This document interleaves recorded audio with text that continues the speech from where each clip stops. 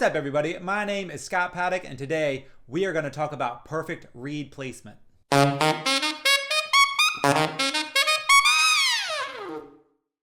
In my lessons, 99% of the time when there is a problem with the sound, it is either a bad reed or the reed is not placed correctly on the mouthpiece. And this is a super easy fix when it comes to placing the reed on the mouthpiece. So today I am going to go in depth on perfect reed placement. Appropriately enough, today's video is sponsored by Legere Reeds. I play a Legere Signature 2.25 and I'll be using that reed in all of my examples today. Because some people do play cane reeds, I will also give you some of the extra steps that you'll need to take if you are playing on a cane reed. But I would like to send a thank you to Legere Reeds for sponsoring my videos for the month of December. Okay, so let's dive into perfect reed placement. It's actually really simple. The short version is you want to see a thin black line at the tip of the top of your mouthpiece. So what that means is when you have your mouthpiece out, you want to have a thin black line. My mouthpiece is blue and black and all different kinds of colors. This is a Barkley Brazil Pop Kustom number 7, if anyone is wondering. And I'm using a BG Duo Silver ligature. But for reed placement, it's super important that your reed is in the center of the mouthpiece and that you have a thin black line at the tip of your mouthpiece. What that means is where this reed hits the mouthpiece, you should see a very small sliver of black up at the top. So you should see just a very small sliver of the mouthpiece. If you see a lot of the mouthpiece, it's going to be way harder to blow. And if you see no mouthpiece because the reed is up too high, you're going to squawk and squeak a lot. So I'm going to go a little bit more in depth into that. But your perfect reed placement is dead center with the very tip of the mouthpiece showing above the reed. So an example of what the reed sounds like in the right spot, I am going to play a G scale tongued.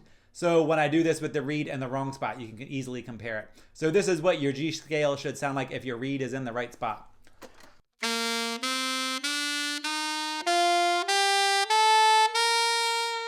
So it's just a really full, really easy sound. The tongue is nice and clean. There's no problems. So if you are squawking and squeaking, there is a very good chance that you are making one of the big mistakes when it comes to reed placement, and that is putting your reed too high up on the mouthpiece. So if your reed goes above the tip of the mouthpiece, when you tongue the reed, it does not close properly up against the tip, and that causes the air not to go into the mouthpiece correctly and catch it right at the right time. So you're going to get all kinds of crazy squawks and squeaks. So I am going to put my reed in the wrong place. It's going to be painful to play that way, but I'm going to do it so you can hear the difference in my tone when the reed is slightly above the mouthpiece as opposed to seeing a thin black line above the reed. Pain. Huh. Okay, so if you look at this, you can see that there is a little bit of reed protruding above the tip of my mouthpiece. If the video isn't clear, I'll put some pictures up so you can see it more clearly. From the back, you can definitely see the reed sticking up above the top of the mouthpiece. You do not want that. It's going to cause squawks and squeaks. I don't know if I'll squawk and squeak when I do it, but if my students have their reed here, you can guarantee there's going to be all kinds of squawks and squeaks. Okay, so here is what it sounds like if your reed is too high on the mouthpiece.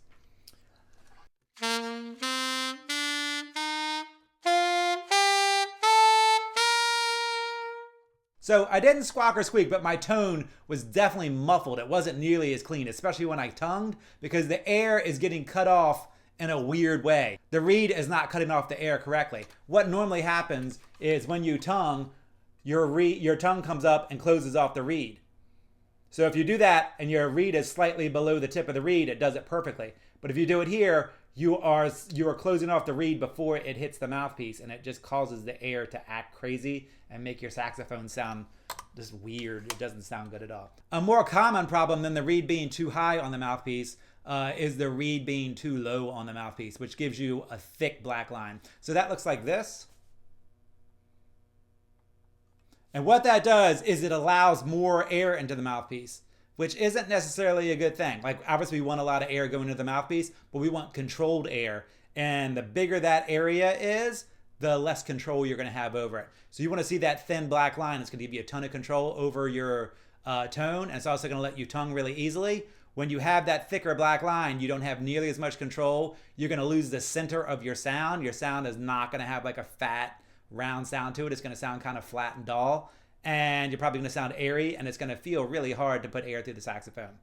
So this is what that sounds like.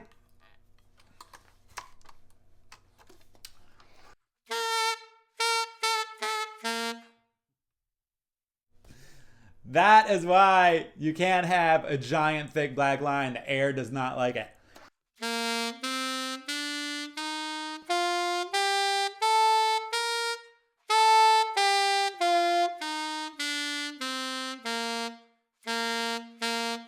Yeah, there is no center to this pitch at all. It's just flat and nasty sounding. Not flat as in out of tune, but flat as in it's not a round note. It doesn't have a full body to it. Now, the third problem that we run into is the reed not being centered. So that means you're going to have some extra space on the left-hand side or the right-hand side of the reed, and that just completely screws with your sound. So here is an example of what that looks like and what it sounds like. So if you notice, the reed is shifted this way, which is my right. It's probably your left because the camera does everything backwards. And it's leaving this whole area uncovered, which just destroys your airflow. It destroys the airstream. Like the air has no idea what to do because it's not being evenly separated throughout the reed. So let's take a listen to it. I don't know how this is going to react. It's going to be painful.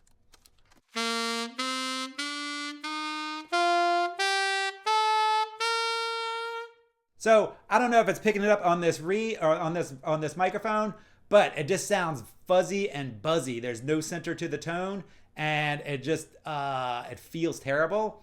It feels like the air can't get through the saxophone.